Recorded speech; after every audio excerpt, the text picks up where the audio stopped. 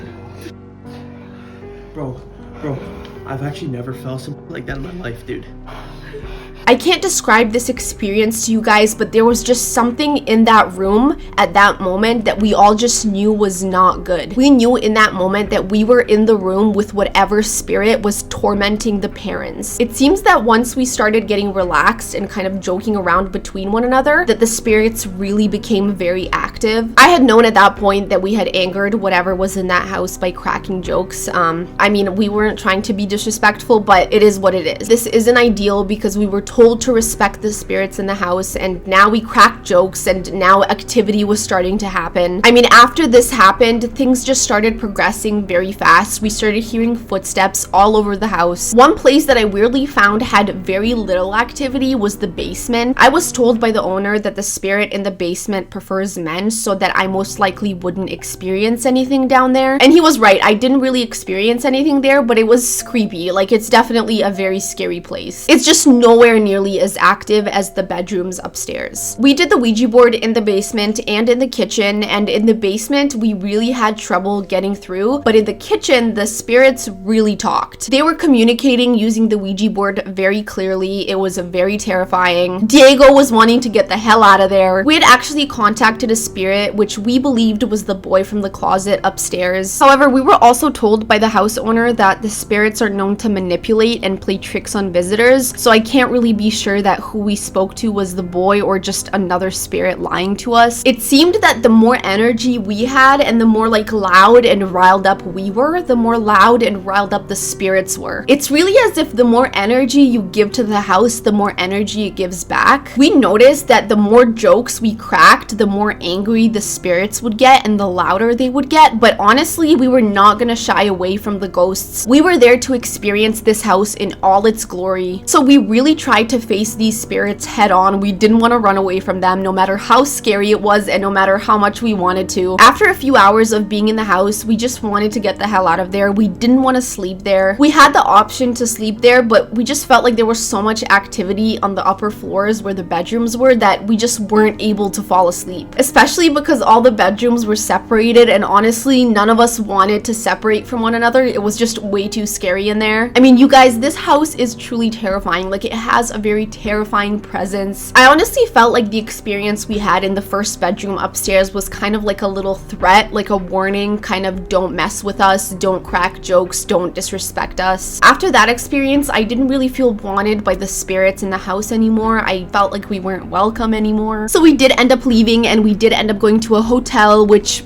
is where I am now. I'm actually recording this the day after, so we were at the Conjuring House just last night. I still feel very unsettled and creeped out, but I don't really think that anything like followed me from the house. At least not yet. I'm not sure, I guess we'll see. But I am sure that what I experienced last night in the Conjuring House is unlike anything I have ever experienced before. There is something that is behind the walls of this home that is incredibly heavy and haunting and very sad almost. To me, it seems that the spirits were really open to communicating as long as we showed respect to them. I really hope for the sake of the history of the home that it stays in good hands. The home was recently sold to a woman who wants to keep its history alive and who respects the spirits inside of the home. Whether there is something evil in that house, I don't know. I can't tell you, but I can tell you that there is definitely something there. After last night, I really can say that I felt like I was in a room with a spirit. I felt like all of us were at one point standing in a room with whatever was in that house that tormented that family. I just felt it, like I knew in my heart that there was something there, and I still feel it. After spending time in that house and with the spirits in the house, I leave with a lot of respect for the home and respect for the history of the home. I encourage all of you to do your research on this home and the whole Conjuring story. It's very interesting. The house has a really rich history aside from ghosts. It actually used to be a daycare before it was even known to be haunted, so it really is such a unique place. I am so grateful and thankful that I got to experience it. It really changed my view for the paranormal, and it also reignited my passion for the paranormal. If you guys enjoyed this video, make sure to give it a thumbs up and subscribe. Comment down below what you guys think of the Conjuring House. Would you ever spend the night there? I personally do not recommend it. I couldn't even spend the night there myself. It was just way too terrifying. I love you guys so much. Stay smart, stay safe, and I'll see you next time. Bye.